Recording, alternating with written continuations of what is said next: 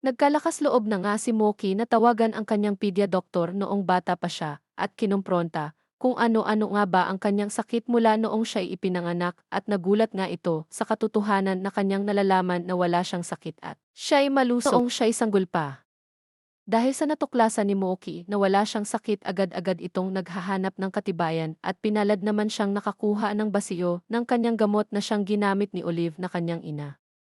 At dahil sa nalaman ni Moki, nagdududa na siya sa kanyang ina at nagpatulong ito sa kanyang kaibigan para search kung para sa ang sakit ang gamot na tinuturok ng kanyang ina at nagulat ito nung nabasa niya na ang gamot pala ay para sa hayop at kung gagamitin ito sa tao ay posible itong maparalisa at dahil dito kailangan niya umanong makita ang mga file records niya na nakatago sa kwarto ng kanyang ina at agad itong tinulungan ni Zen na kanyang kaibigan.